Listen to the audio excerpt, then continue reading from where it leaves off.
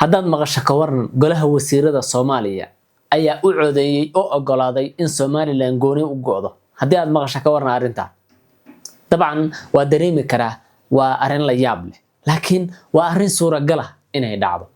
sababtana waa ku raaxinaya waa marka koobaad shirgudoonka maanta golaha wasiirada ee la isugu wacay waxa weeye Saalax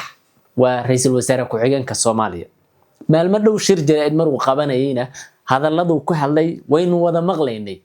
dabcan waa dareemi karaa oo uma fududa isagu waa shirgudoon waa hal shakhsi iyo koox yar oo la socotay laakiin golaha wasiiradu way ka badan yihiin laakiin waxba la isu hoosgali karaa waa muhiim maxaa isku soo aadshay shan waxyaabood kow aqoonsiga Somaliland iyo wasiirkiisa ogaan u hadlay ama ra'iisul wasaare ku xigeenkiisa ogeyn maalmo dhaweed u hadlay iyo sidoo kale maqnaashaha ra'iisul wasaaraha iyo sidoo kale shirka golaha wasiirada oo la yiri laascaanu ka dhacaya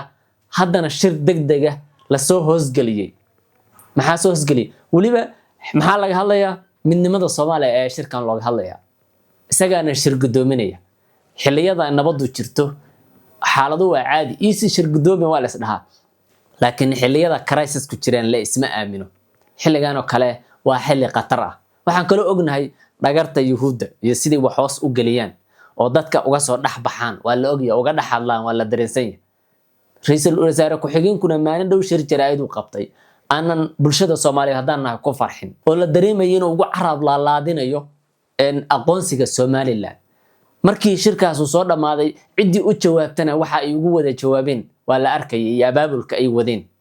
waxaana jira hadda in la doonayay in shirka golaha wasiirada uu ka dhaco laascaanood xalay ayay ahayd markaan barnaamijka ka sameynay isweydiinayay kooxdan golaha wasiirada ka tirsan oo ra'iisul wasaare ku xigeenku hogaamiyo shirka golaha wasiirada ee laascaanood ka dhacaya ma ka qayb gali doonaan hadda wuxuu shir degdeg ah isugu wacay golaha wasiirada ra'iisul wasaare Xamsan waa uu maqan yahay golaha wasiirada galabta waxba ka soo salag leh ninkan aad ogtihiin maalin dhaweedna hadlay hadalladii ku hadlay alla yaabteen oo loogu carab laalaadinaya aqoonsiga yuhuudda ayaa hadda wuxuu isugu yeeray shir degdeg ah golaha wasiirada oo looga hadlayo midnimada Soomaaliya isaga ayaana order kale oo shirka golaha wasiirada isugu wacay sidoo kalena ajandaha soo dajiyay isagana shir gudoominaya laba qodob mid ayuu noqon karaa in ajanda yar lagu hoos qari karo iyo sidoo kale in lagu baajinayo shirka golaha wasiirada ee laascaanood ka dhici lahaa si aysan ayaga u aadin halkaas ama bulshada Soomaaliyeed indhahooda ugu soo jeesan markay aadi waayaan ama aysan ajandaha Somaliland u burin oo laascaanood aysan u tagin fariinta golaha wasiirada loo diray waxa ku qorneed sidatan shirka golaha wasiirada waxa looga hadlayaa xeerar uu kamid yahay xeerka madax banaanida iyo midnimada Jamhuuriyadda Federaalka Soomaaliya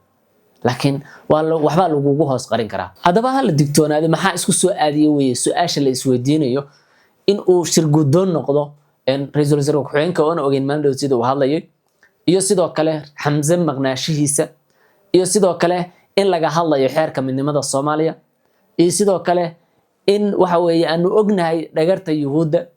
iyo aqoonsiga Somaliland iyo shir gudoonka xagga ka soo jeeda iyo kooxdiisa gidaadsan iyo sidoo kale safarka dhawaan golaha wasiirada lagu qaban rabay laascaanood kan oo laga soo hoos bixi meeshaas tuhmo badan ayaa ku jirta hala digtoonaado dhanka kale maanta baraha bulshada waxaa la wadwadaa dhalinyaradan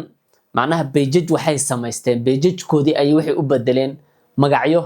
yuhuudda magacyada yuhuudda la baxaya waa ay bedelayaan laakiin ma oga in laga daba tagi karo la soo saari karo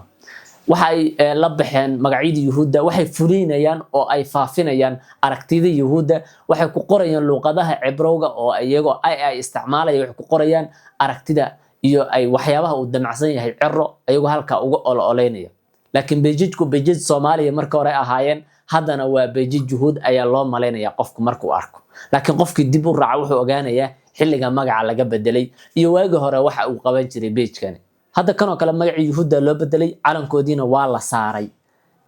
hadda ka horna wuxuu soo dhigi jiray waa kuwaasa wuxuu iska dhigayaa